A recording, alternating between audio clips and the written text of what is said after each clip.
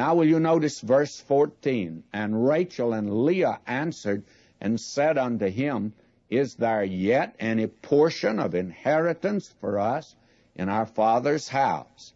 In other words, they're saying, well, certainly, as the daughters of our father, we should receive some inheritance, and that ought not to cause him to be so antagonistic. And verse 15, Are we not counted of him strangers?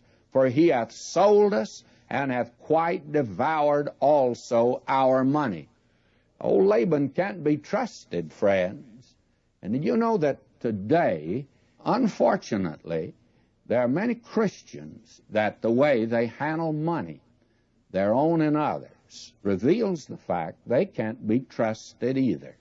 That is, I think, maybe a real test of an individual today. I could tell you some stories that would make your hair stand on end of things that Christians do, Christian leaders do, they ought not to do. Now will you notice verse 16, For all the riches which God hath taken from our father, that is ours, and our children. Now then, whatsoever God hath said unto thee, do. I admire these two women. They say, whatever you want to do, Jacob, you go ahead. We're with you. And our father has apparently robbed us. Let me read verse 17. Then Jacob rose up and set his sons and his wives upon camels. He carried away all his cattle, all his goods which he had gotten, the cattle of his getting which he had gotten in Padan Aram, for to go to Isaac his father in the land of Canaan.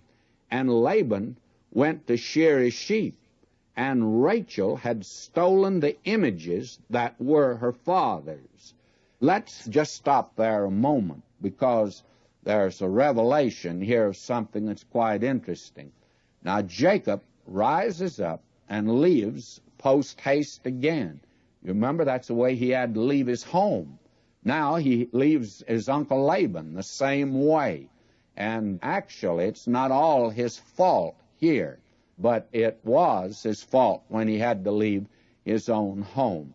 But he's prepared for this. After all, he's had practice in leaving overnight, and so he has all the cattle and everything ready to march, ready to get out of that land. And his wives apparently didn't have a chance to even get many of the things that were theirs. But notice what happened. Rachel stole the images that were her father's. I told you we were in the home of idolatry. God didn't want the boys brought up there. But you see, Rachel has been brought up in a home of idolatry. And she felt like she wanted to take her gods with her. What a primitive, heathen notion she had. Poor Jacob thought he ran away from God when he went to Bethel. God appeared to him there. And he found out you can't run away from God. In fact, David wrote about that. David said, though I make my bed in Sheol, why, I don't get away from God. Death won't separate you. Though you go to the height of heaven, you'll never get away from him. And you can't get away from him by going to the moon. You just don't get away from God, that's all. She, though, wanted to take these images that had been in the home.